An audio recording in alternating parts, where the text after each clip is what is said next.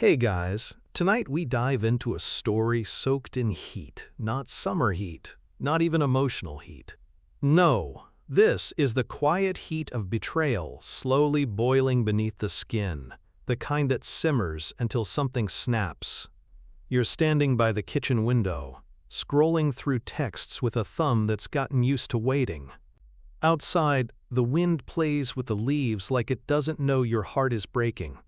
The message blinks up again, those same 7 words. I need space. Don't contact me.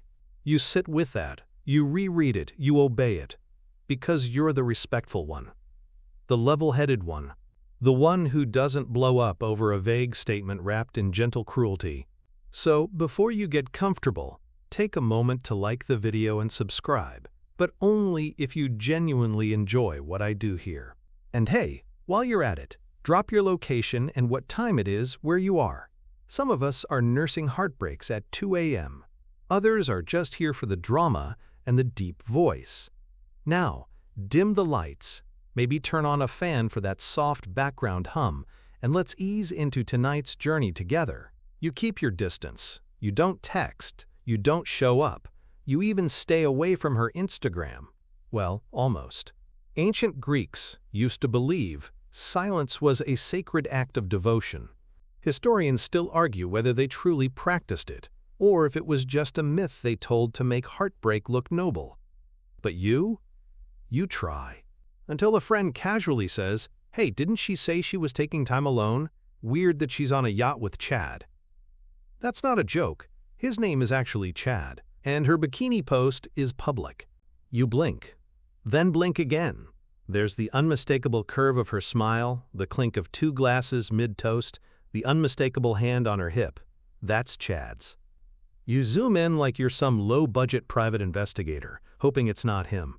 But the tribal tattoo? The backward cap? It's a smoking gun. You pause for a second, trying to recall the exact wording of her message. I need space.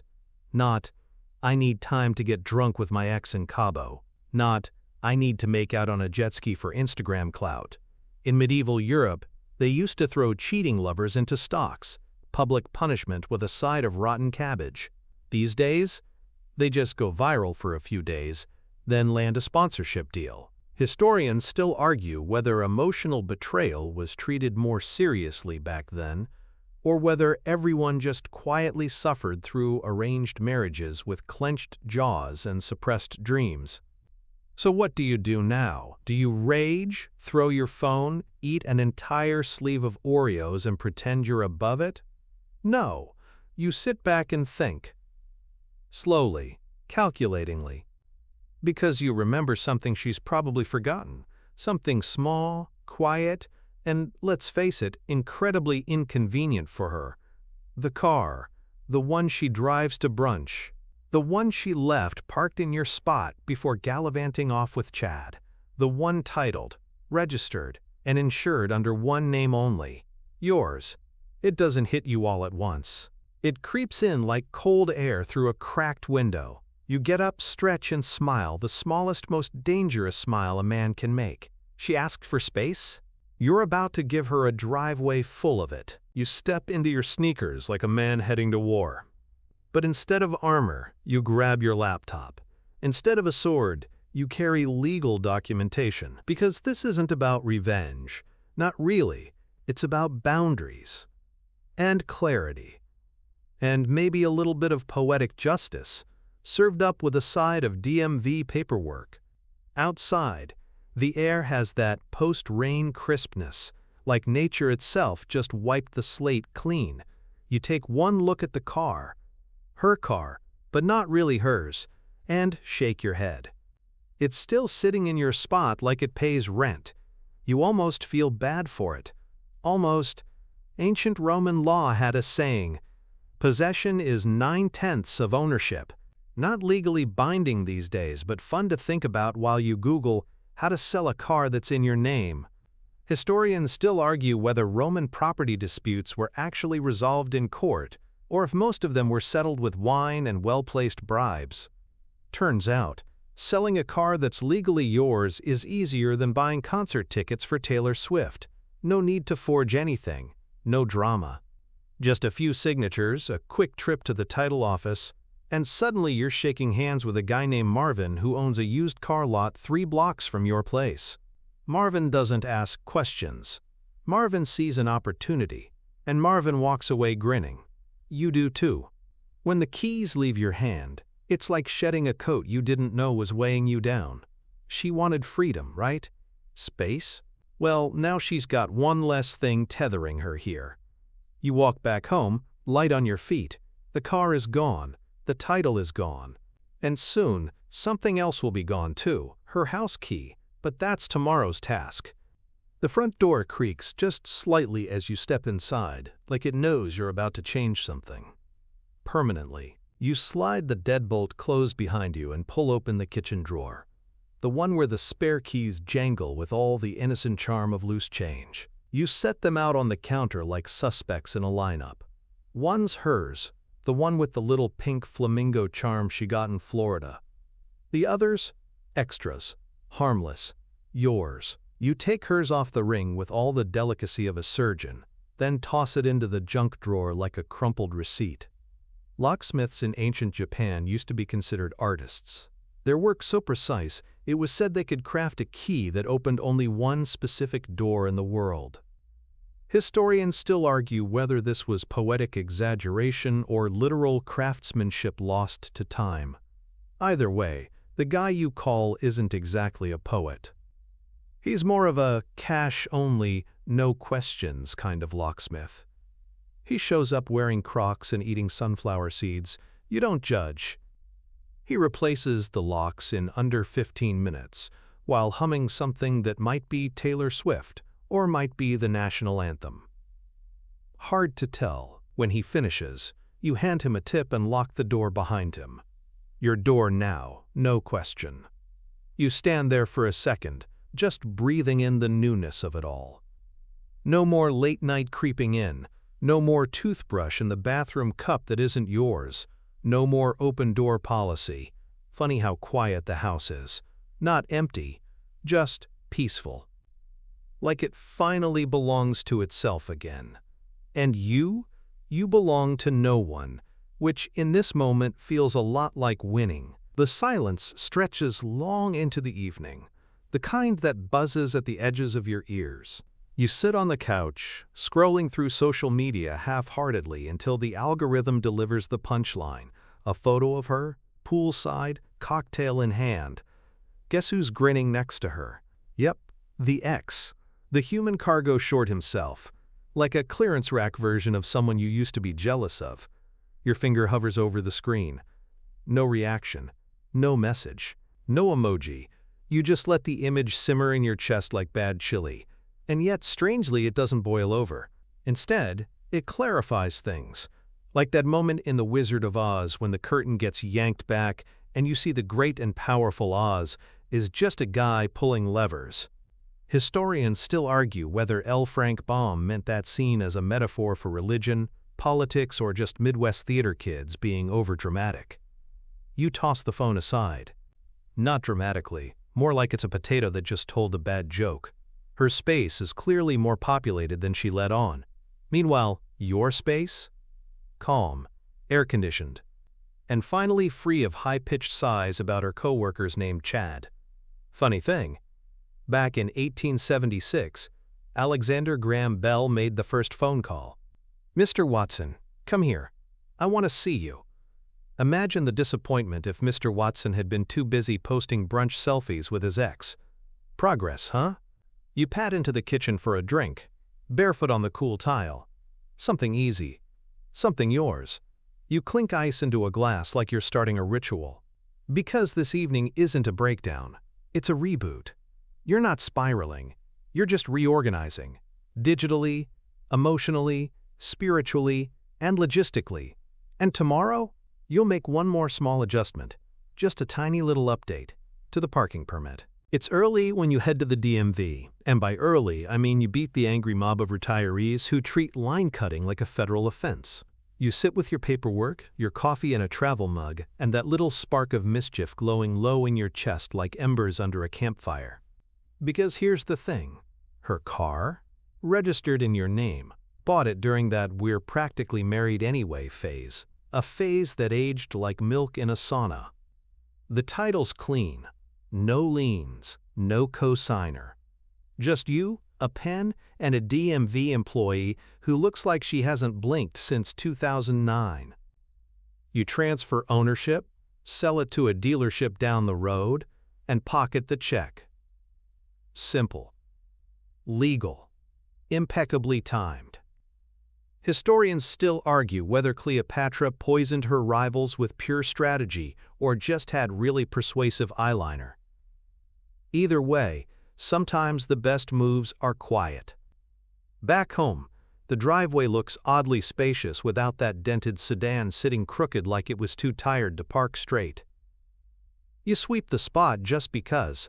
Why not? It feels ceremonial, like brushing away the last breadcrumbs of a story that's run out of chapters. Quirky fact: in 1955, Disneyland opened with a parking lot bigger than the park itself. Why? Because Americans love their cars more than they love their legs, apparently. But in your case, that car? It wasn't freedom. It was a leash. And now it's gone. You update the parking pass to your name only, stick it to the window, and sit in the stillness that follows. Outside, the wind flicks a leaf across the pavement. No car, no key, no more shared spaces or "we'll see where this goes." You already know where it went, right off the lot. And honestly, it's not coming back. A few days pass, enough to settle the dust and maybe rewatch The Princess Bride twice, because somehow you need a reminder that true love doesn't involve gaslighting or passive-aggressive Instagram captions. You water your plants, you alphabetize your spices, you resist the urge to check her stories, mostly. Then she comes back. You hear the fumbling first, keys jingling, that familiar metallic stutter. It's almost comical. She's talking to someone, probably on the phone, laughing as she approaches the door like it's still her stage. But then, click. Click, click. Nothing. Silence. The key doesn't work. She tries again, jamming it harder this time, because, obviously, the problem must be the door, or the lock, or the planet's alignment. But not her. Never her. You watch from the hallway, the way you might observe a raccoon trying to break into a vending machine. Outside, she moves to the parking lot and stops. Her car is gone. She scans the space like it might be hiding under another car, or maybe it just forgot to be there. That moment when she realizes it's not a prank, that her carefully curated timeline is out of sync with yours. It's quiet, but sharp. You feel it in your chest, somewhere between your sternum and your "I warned you." Historians still argue whether Napoleon's downfall was due to hubris or just a really bad winter coat decision in Russia. Either way, timing matters, and she missed hers. Fun fact: in ancient Japan, samurai carried 2 swords, but only drew them when honor was at stake. You, meanwhile, just used a locksmith and a dealership. Inside, you sip tea. She knocks. You let it echo. There's no yelling, no dramatic speech, just the still, honest sound of a boundary being respected for the first time in a long while. You let the knocking fade. It starts as a polite rap, turns into the kind of knock someone uses when they still believe they're entitled to an answer, and eventually dwindles into awkward taps that even she knows won't be met. Somewhere in the background, a lawnmower growls to life like nature itself is trying to drown her out. You don't open the door, you don't speak through it, you don't even flinch. Because the truth is, when someone says they need space, you give it to them. The Roman Stoics, those old masters of eyebrow-raising calm, would probably nod in approval. Marcus Aurelius once wrote that we shouldn't waste time worrying about what others think, especially if they treat you like a placeholder. He didn't say anything about door locks, but the spirit's there. Meanwhile, she texts. First, "Hey, the lock isn't working?" Then, "Where's my car?" Finally, "Are you serious right now?" You are. And here's the twist. This isn't revenge. It's not even punishment. It's clarity. You were the guy who picked her up from work when her ex ghosted her, the guy who remembered her coffee order down to the oat milk and cinnamon. The guy who laughed at her dad's jokes even when they landed like ancient Greek tragedies. But you're not the guy she gets to put in storage, like winter clothes or that dusty treadmill she swore she'd use after New Year's. Historians still argue whether Cleopatra's downfall came from loving too much or just trusting the wrong Roman. Either way, you're done auditioning for a role you already outgrew. She sits down on the step. You imagine she's rehearsing her next move. But you're already several chapters ahead. And this time, you're not rewriting the ending for her. Your phone buzzes again. New message. We need to talk. But the thing is, you already did talk. Or rather, she gave a monologue and disappeared into the mist of selective silence and filtered beach photos. You let her go, remember? She wanted space, and you delivered it with Amazon Prime efficiency. Locks changed, garage cleared, inbox unbothered. You lean back in your chair, stretch, and listen to the whir of the ceiling fan. Somewhere out there, she's pacing in those overpriced sneakers you bought during a Cyber Monday sale. She's probably wondering how you got so calm, or how you managed to sell the car that fast. The truth?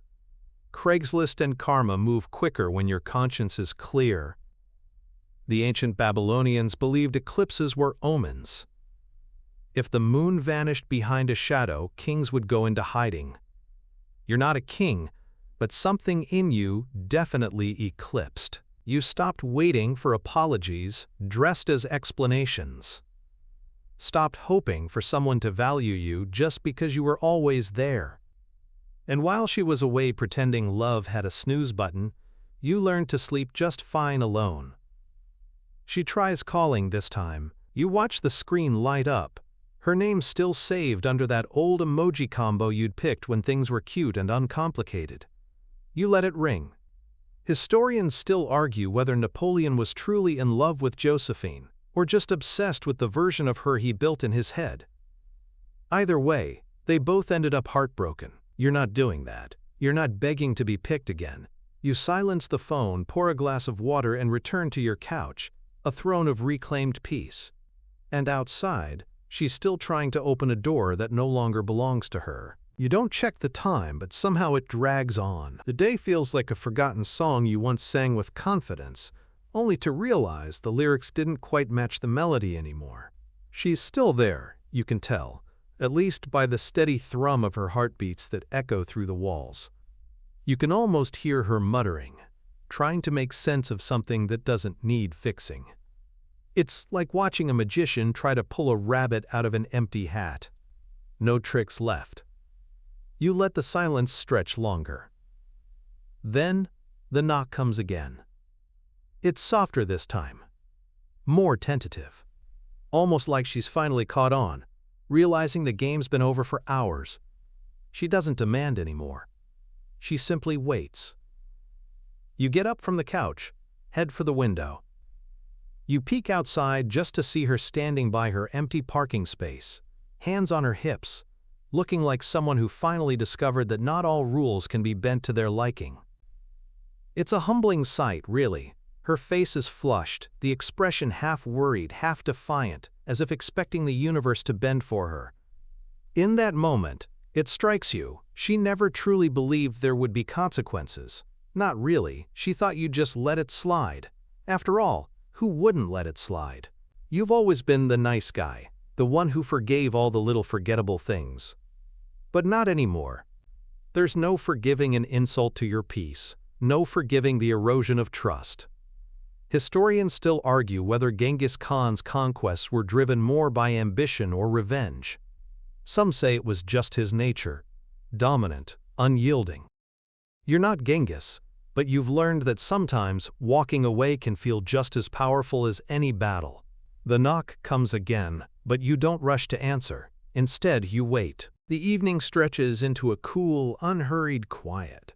Your phone has stopped vibrating, though you're sure there's another message waiting.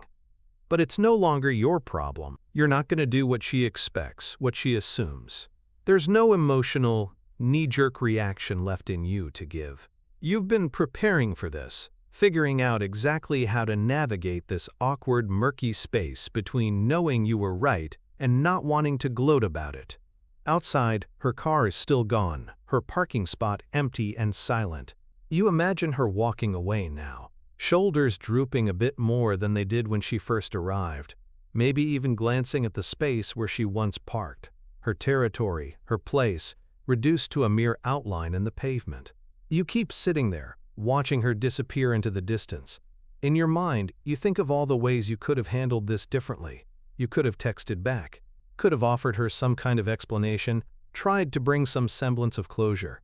But you didn't, and the more you think about it, the clearer it becomes. There's nothing left to discuss. What's left now is acceptance.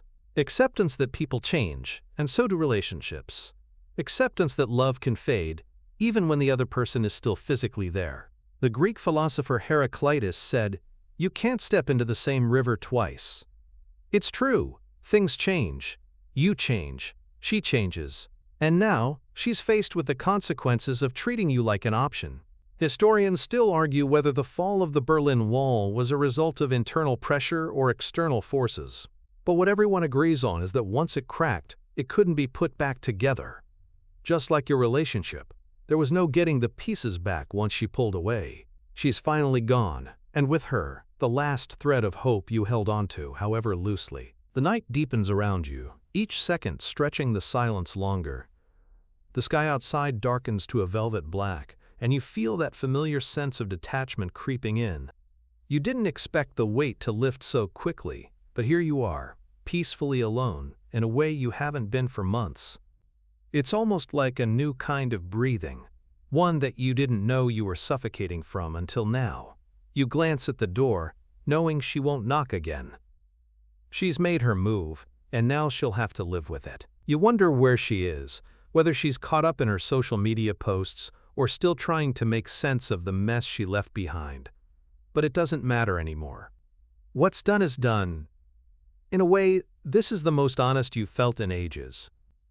The sound of a car pulling up outside cuts through the stillness, but you don't rush to the window to check. Instead, you sit back, letting the sound fade into the background.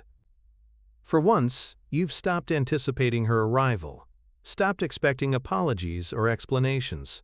The narrative you were once living, hoping, waiting, questioning, has ended. You're no longer playing the role of the person who waits for the other to return. She's gone, and now, so is your need for closure.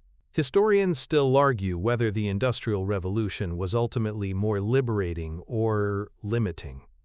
Some say it brought progress, while others claim it stripped the humanity out of labor. You wonder if that's how relationships work too. At first it feels like progress, but eventually, the cracks show. There's no getting back to how it once was.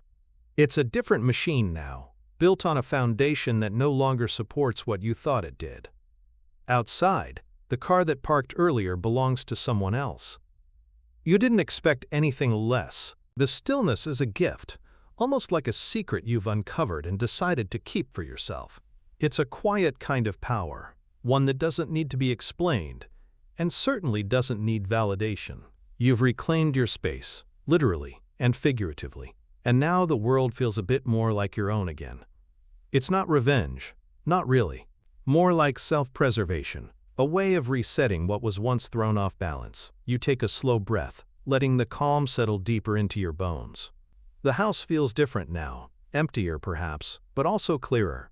It's like when the fog lifts after a storm, leaving the world sharper, more defined. The clutter of past emotions and broken promises no longer clings to the corners of your mind. It's just you and the quiet now, and it's oddly comforting. You think about what she must be doing, but the curiosity fades quickly. Maybe she's sharing a laugh with her ex over a vacation photo. Maybe she's waiting for your reaction. Maybe, just maybe, she's realizing she doesn't get to control this narrative anymore. It's not up to her to decide when you'll forgive or how long you'll wait for the apology that might never come. And that's fine. You've moved on, whether she's ready to admit it or not. Historians still argue whether Cleopatra's reign was defined more by love affairs or political savvy. But one thing is certain. She was in control of her own story, no matter what anyone else thought. Maybe that's the ultimate takeaway. Owning your narrative, no matter how it unfolds. And right now, Your story is yours to tell. The knock comes again, but this time, you don't even flinch.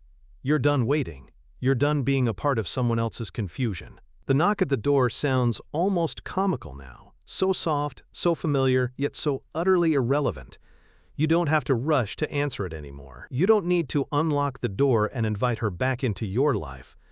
Like some kind of ritual where you pretend things haven't changed. Things have changed, and there's no going back. You could, of course, open the door and engage. You could ask her why she's come, why she thinks there's a part of you left that still wants her in the picture. But you know exactly what's behind that knock. It's not an apology, not a heartfelt plea for reconciliation. It's an expectation, one she's likely too used to. The expectation that you'll drop everything, again, and let her walk back in like she's entitled to your space. But not this time. The funny thing is, you're not angry anymore. There's no anger left to fuel any dramatic scene. You're simply done. Done with the drama, done with the chaos she brought into your life, done with waiting for the shoe to drop only to find it was never going to fit in the first place. You've learned something in all of this. You've learned the fine art of letting go. Historians still argue whether the Roman Empire's fall was inevitable or avoidable, but one thing they agree on is that it crumbled from within, long before the outside forces arrived. Perhaps that's the same with relationships. They don't always fall apart because of one single moment. Sometimes they're eroded bit by neglected truths, by small betrayals, by too many unsaid things. Until, one day, you wake up and realize the walls have crumbled, and there's nothing left but dust and memories. So, as you sit there in silence, listening to the knock, you don't move. You don't rise to answer it. You've already answered her. The silence lingers in the air, as if the world is holding its breath, waiting for something. But you've already made your decision. You sit back, letting the sound of the knock fade into the background, along with any remaining doubts. You know the answer to the unspoken question. The door stays closed.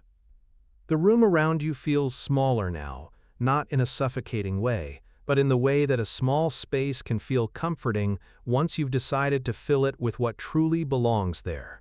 The clutter is gone, emotionally, physically, and mentally. Her things, the things she left behind, don't matter anymore. The house no longer echoes with the ghost of her absence. There's a new kind of quiet now, one that's not filled with longing or regret. You close your eyes for a moment, feeling the soft hum of the fan in the background, the gentle rhythm of your own breath. There's no need for rush. There's no need to go after anything. You've already done the hardest part, walking away from what wasn't meant for you.